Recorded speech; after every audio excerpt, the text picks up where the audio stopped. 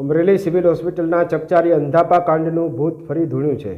આ ઘટનાના 1 વર્ષ પછી પણ ભોગ બનેલા દર્દીને વળતરની રકમ નહીં ચૂકવાતા આજે અમરેલી સિવિલ હોસ્પિટલની સામે ઉપવાસ આંદોલન શરૂ કરવામાં આવ્યું હતું। અમરેલી સિવિલ હોસ્પિટલમાં 1 વર્ષ પહેલાં બનેલી ઘટનામાં 25 જેટલા લોકોની આંખોને ઇન્ફેક્શન થયું હતું। દર્દીઓને તાબડતોબ અમરેલીથી અમદાવાદ લઈ જવામાં આવ્યા હતા અને બારોબાર સારવાર કરી સમગ્ર ઘટના ઉપર પડદો પાડી દેવાનો પ્રયાસ પણ કરવામાં આવ્યો હતો। આ સમગ્ર ઘટના સામે આવ્યા બાદ 12 જેટલા લોકોને આંખોમાં ગંભીર રીતે ક્ષતિ તેમજ અમુક લોકોએ આંખોની દ્રષ્ટિ પણ ગુમાવી હોવાની સત્તાવાર રીતે જાહેરાત કરવામાં આવી હતી। આ સમગ્ર કેસમાં સરકાર દ્વારા અમરેલીની સિવિલ હોસ્પિટલને ₹5 કરોડનો દંડ ફટકારવામાં આવ્યો હતો। જવાબદાર તબીબો સામે પણ કાર્યવાહી કરવામાં આવી છે અને તમામ દર્દીઓને વળતરની રકમ ચૂકવવાનો પણ આદેશ કરવામાં આવ્યો છે, જે પૈકી અમુક દર્દીઓને વળતરની રકમ ચૂકવી દેવામાં આવી છે। અંધાપા કાંડમાં દ્રષ્ટિ ગુમાવનાર દર્દી બાબુભાઈ રવજીભાઈ ધાનાણી અને તેમના સગાઓ દ્વારા આજે અમરેલી સિવિલ હોસ્પિટલની સામે છાવણી નાખીને ઉપવાસ આંદોલન શરૂ કરવામાં આવ્યું હતું અને આજ દિન સુધી હોસ્પિટલ દ્વારા તેમને વળતરની રકમ ચૂકવવામાં આવી ન હોવાનું તેમના દ્વારા જણાવવામાં આવ્યું છે। આ સમગ્ર પ્રકરણમાં હોસ્પિટલના સત્તાધીશો દ્વારા એવો બચાવ કરવામાં આવ્યો હતો કે આ સમગ્ર ઘટનામાં તમામ દર્દીઓને વળતરની રકમ ચૂકવી દેવામાં આવી છે। માત્ર એક જ દર્દીને રકમ ચૂકવવાની બાકી છે અને તેમનું હાલમાં ખાતું ન હોવાથી તેમનું બેંક ખાતું બન્યા બાદ તેમને આ રકમની ચૂકવણી કરવામાં આવશે। જે દર્દી ઉપવાસ આંદોલન પર બેઠા હતા તેમનું આ હોસ્પિટલમાં ઓપરેશન કરવામાં આવ્યું ન હોવાનો પણ તેમના દ્વારા દાવો કરવામાં આવ્યો હતો। આ રીતે 1 વર્ષ ફરી અમરેલીના અંધાપા કાંડનું ભૂત ધૂણતું થયું છે। રિપોર્ટિંગ બાય યોગેશ કવિશ્વર, શાશ્વત સંદેશ ન્યૂઝ। ઋષિકેશ પટેલને પણ અરજી કરેલ છે અને આરોગ્ય મંત્રી અને દીક્ષિત સાહેબ આરોગ્ય મંત્રી દીક્ષિત સાહેબ ગાંધીનગરમાં દીધેલી છે।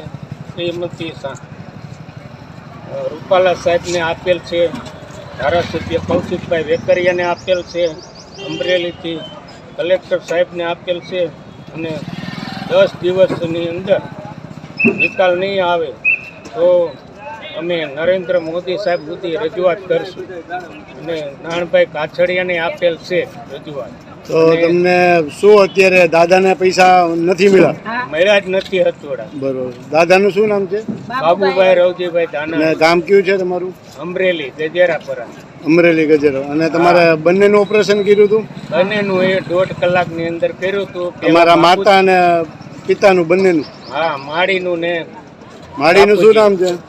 લાભુબેન બાબુભાઈ ધાનાણી।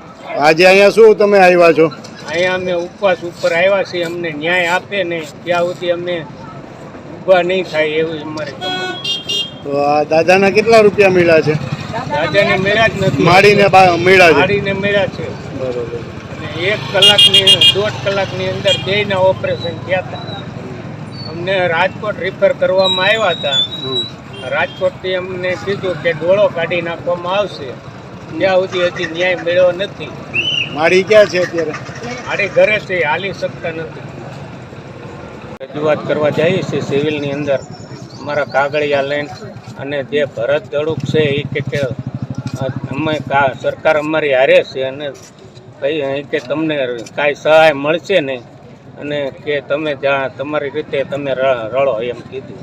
સરકારે તો જાહેર કરી દીધી છે સહાય, તો કેમ નથી મળી?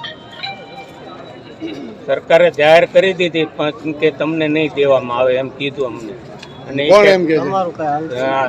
ધડુક સાહેબ, હા આપણે ભરત ધડુક નામ છે। અને મારા બાપુજીની હાઈટ હોઈ ગઈ છે શાંતાબેન મેડિકલ કોલેજની અંદર, અમને સહાય મળી નથી અને મારે પપ્પાનું અને મારા બાનું બેયનું 1.5 કલાકની અંદર ઓપરેશન કરવામાં આવ્યું હતું।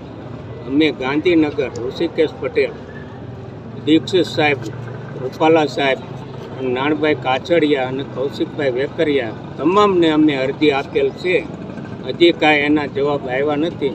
અને જ્યાં જાય ત્યાં અમારે જ્યાં જવાનું હોય કે કલેક્ટરમાં જાય તો જવાબ મળે છે, પોલીસ ખાતામાં જાય તો જવાબ મળે છે, હજી કાંઈ એના યોગ્ય પગલાં આવ્યા નથી અને કાંઈ અમને સહાય મળી નથી એવી અમારી માંગ છે। અમે ઉપવાસમાંથી બેઠેલ છીએ। ક્યાં બેઠા છે? ક્યાં બેઠા છે ઉપવાસ ઉપર? ઉપવાસ માટે અહીંયા સિવિલ શાંતાબેન મેડિકલ કોલેજની અંદર।